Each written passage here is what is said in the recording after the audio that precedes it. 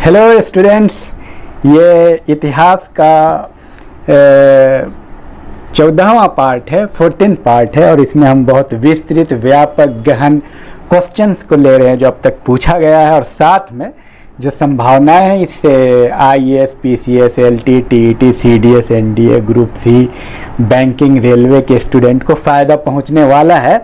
और साथ में हम आपको ये बता दें कि जो भी कंपटीशन की तैयारी कर रहे हैं उसको बहुत ज़्यादा इससे फ़ायदा होने वाला। आप इसका फ़ायदा उठाएं और आप लोग काफ़ी अच्छा पार्टिसिपेट कर रहे हैं, बहुत बेहतरीन परफॉर्मेंस है, इंटरेक्शन। शुरू करते हैं, कुछ क्वेश्चन लेते हैं और आपको पता है क्या चल रहा था, बहरहाल पता चल जाएगा क्वेश्चन आने के बाद। क्वेश्चन है UPPCS का, वो चोल राजा कौन था जिसने श्रीलंका को पूर्ण स्वतंत्रता दी और सिंगल राजकुमार के साथ अपनी पुत्री का विवाह कर दिया था?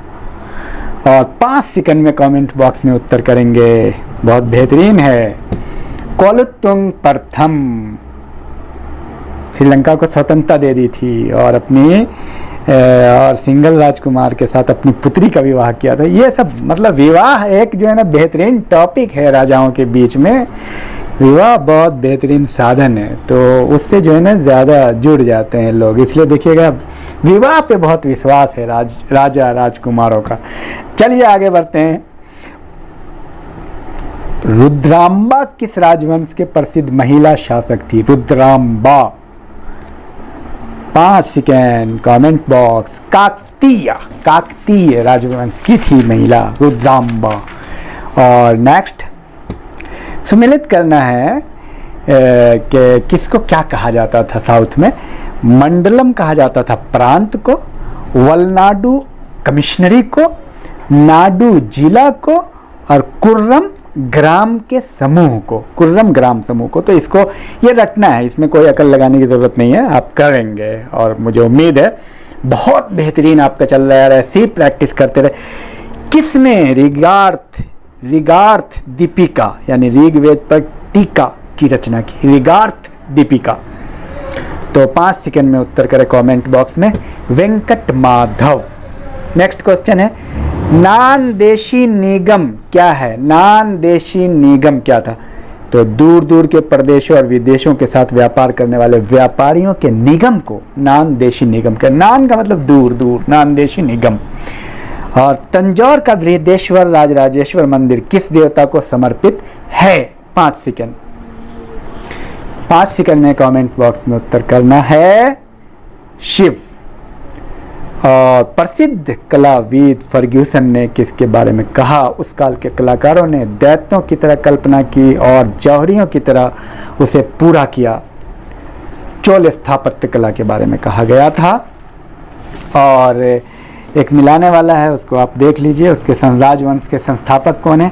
काकतीय के संस्थापक है प्रोलराज द्वितीय। यादव के संस्थापक हैं, वास्तविक संस्थापक की बात हो रही है, यादव के भिल्लम पंचम। और होयसल के संस्थापक है विठ्ठिकदेव विष्णुवर्धन। और कौन सा राजवंश किस क्षेत्र में था, एक नज़र उसको भी देख लीजिए। काकतीय था वारंगल में, आंध्र प्रदेश में। यादव था देवगिरी, महाराष्ट्र में। होयसल था द्वार समुद्र, कर्नाटक। शिलाहार था कोंकण, महाराष्ट्र। रट जाइएगा, इसका रटने के अलावा कोई और का विकल्प नहीं है। तो एक है चोलकालीन तमिल के त्रिरत्न में शामिल कौन थे? चोलकालीन है ये, चोलकालीन वो तमिल है। चोलकालीन तमिल के त्रिरत्न और संगम के त्रिरत्न है। तमिल के त्रिरत्न कौन कौन है? कुंबन, कुट्टन, पुलेंदी। इसमें कुंबन, कुट्टन और पुगलेंदी। कुंबन, कुट्टन, पुगलेंदी, ये है त्रिरत्न, चोलकालीन त्रिरत्न है। और ग्रंथकार और उसका ग्रंथ देख लेते हैं। रामायणम, कुंबन ने तमिल रामायण की रचना की थी, ये आपको पता होगा। पिल्लई इत्तामिल, यह है कुट्टन, इसके लेखक पिल्लई इत्तामिल, ये किताब का नाम है। और नलवेम्बा के लेखक हैं पुगलेंदी। ठीक है, तो मैं समझता हूँ आपको बहुत पूर्व मध्य काल से संबंधित ये प्रश्न था। और इसी में साथ साथ में अब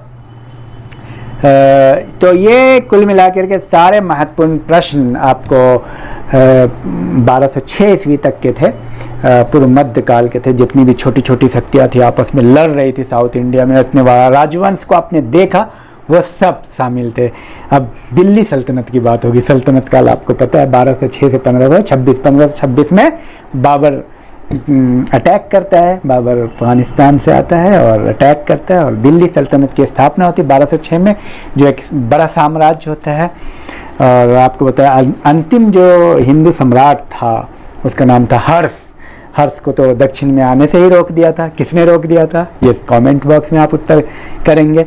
और उसके बाद छोटे छोटे राज्य पनप गए थे और लास्ट में सल्तनत काल 1206 में। तो थोड़ा सल्तनत काल से हम क्वेश्चन लेंगे और आप लोग ज़्यादा से ज़्यादा शेयर करें, कमेंट करें, लाइक करें, खूब शेयर करें हर ग्रुप में, हर स्टूडेंट्स को और फ्रेंड्स को अपने बताएं कि बहुत व्यापक, विस्तृत और बेहतरीन तरीके से हम प्रैक्टिस करा रहे हैं। हमें बहुत खुशी है आप लोग से। चलिए दिल्ली सल्तनत शुरू करते हैं। तो सल्तनत काल कब से कब तक है आप लिखेंगे कमेंट बॉक्स में। 1206 से 1526 लिखेंगे इसको तो आपको याद रहेगा। 1206 से 1526, क्योंकि कई बार दिमाग जो है ना काम नहीं करता है, हाथ काम करता है। चलिए आगे बढ़िए। तो वो दिल्ली का सुल्तान कौन था जिसकी मृत्यु चौगान खेलते हुए हुई थी, यानी पोलो खेलते हुई थी। प्रश्न IAS PCS में भी आ चुका है, SSC में भी आ चुका है, IAS में भी आ चुका है 2003 में, SSC में भी आ चुका है। कुतुबुद्दीन ऐबक चौगान खेलते हुए मरा था।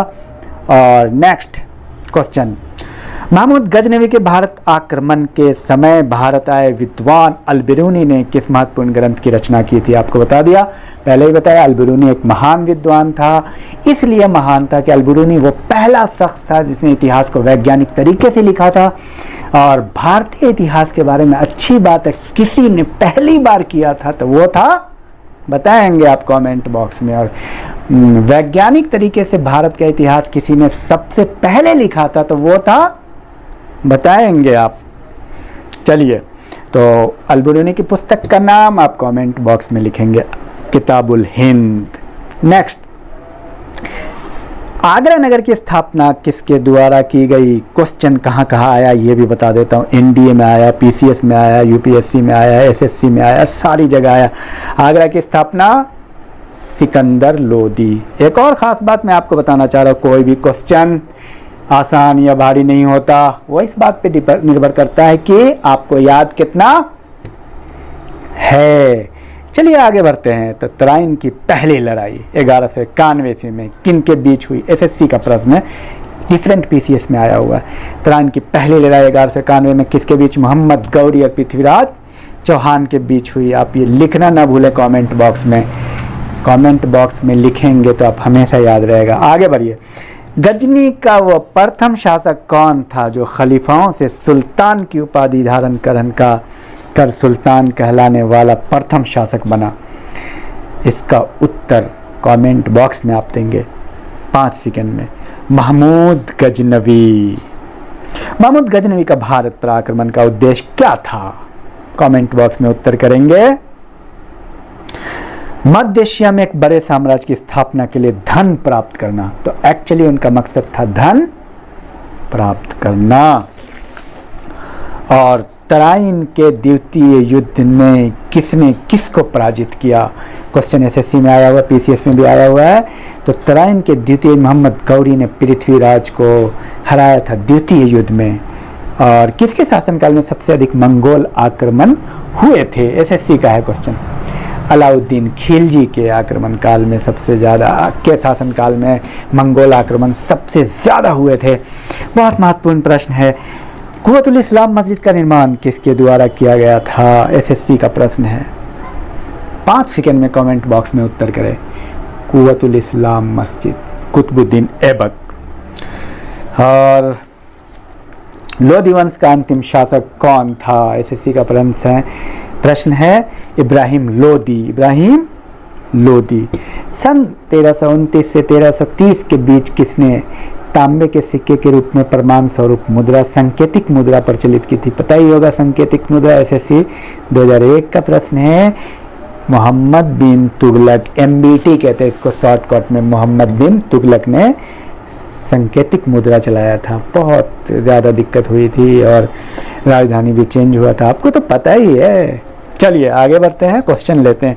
सारे क्वेश्चन पूछे हुए हैं, SSC PCS के हैं। निम्नलिखित में से किस खलजी शासक ने दिल्ली राज सिंहासन पर बैठने के लिए अपने ससुर की हत्या कर दी थी?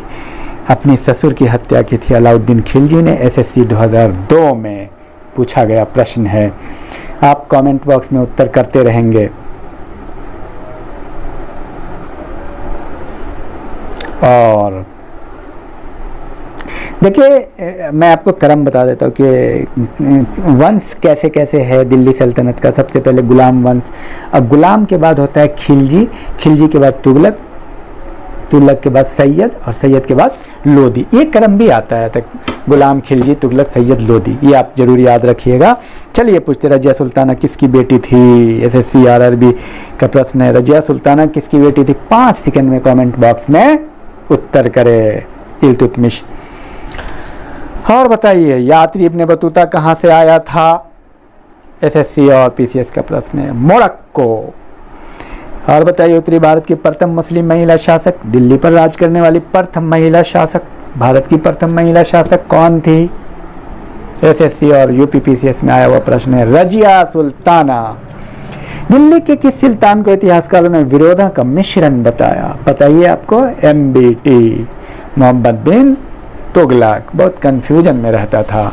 आगे बढ़ते हैं।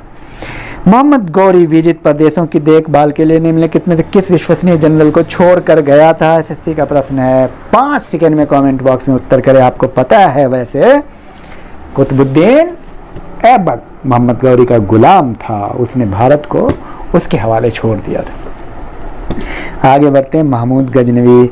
महमूद गजनी किस वंश का था?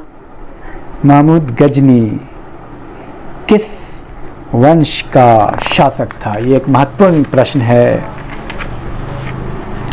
तो महमूद गजनी जो है यामनी वंश का शासक था। यामनी वंश का शासक था। और तो महमूद गजनवी किस वंश का था? यामनी वंश का शासक था। दिल्ली के प्रथम सुल्तान कौन थे जिन्होंने दक्षिण भारत को पराजित करने का प्रयास किया? SSC का प्रश्न है, अलाउद्दीन खिलजी। और नेक्स्ट प्रश्न लेते हैं, महमूद गजनवी ने कौन सी उपाधि धारण की थी?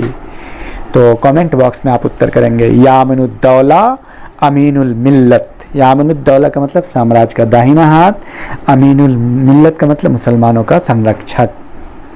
इनाम भूमि किसे दिया जाता था? SSC का प्रश्न है, आता है PCS में। इनाम भूमि NCERT से है ये। इनाम भूमि किसे दिया जाता था? बताएंगे आप कमेंट बॉक्स में। विद्वान और धार्मिक व्यक्ति को दिया जाता था।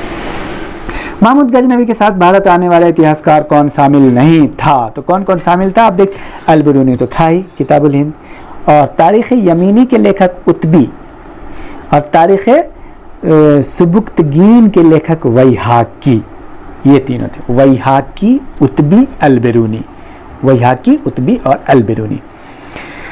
हिंदू शाही राज का कौन सा शासक तुर्कों से बार बार पराजित होने के कारण ग्लानिवश आत्मदाह कर लिया था? 5 सेकंड में कमेंट बॉक्स में उत्तर करें। बहुत बेहतरीन सवाल है। जयपाल। महमूद गजनवी ने भारत में प्रथम आक्रमण किस राज्य के विरुद्ध किया था? बताइए कमेंट बॉक्स। हिंदू शाही, ब्राह्मण शाही के विरुद्ध। और हिंदू शाही राज की राजधानी कहाँ थी? वह हिंद या उद्भांडपुर, वह हिंद। महमूद गजनवी का भारत में अंतिम आक्रमण किसके विरुद्ध हुआ था? अंतिम आक्रमण किसके विरुद्ध हुआ था? कमेंट बॉक्स में उत्तर करेंगे 5 सेकंड में। जाट के विरुद्ध। तो प्रथम आक्रमण किसके विरुद्ध हुआ? हिंदू शाही के, और अंतिम आक्रमण जाट के विरुद्ध हुआ। और महमूद गजनवी के आक्रमण के परिणाम स्वरूप कौन सा शहर फारस संस्कृति का केंद्र बन गया? फारसी संस्कृति का केंद्र बन गया महमूद गजनवी के आक्रमण की वजह से। कौन सा शहर? इसका उत्तर कमेंट बॉक्स में करेंगे। बहुत बेहतरीन प्रश्न है। लाहौर। तो कुल मिलाकर के ये था, बहुत बेहतर आप लोगों का चल रहा है प्रोग्राम और इसी तरह से करते रहेंगे और बहुत बेहतरीन इंटरेस्ट ले रहे हैं आप लोग, बहुत व्यापक, विस्तृत और गहन अध्ययन कर रहे हैं।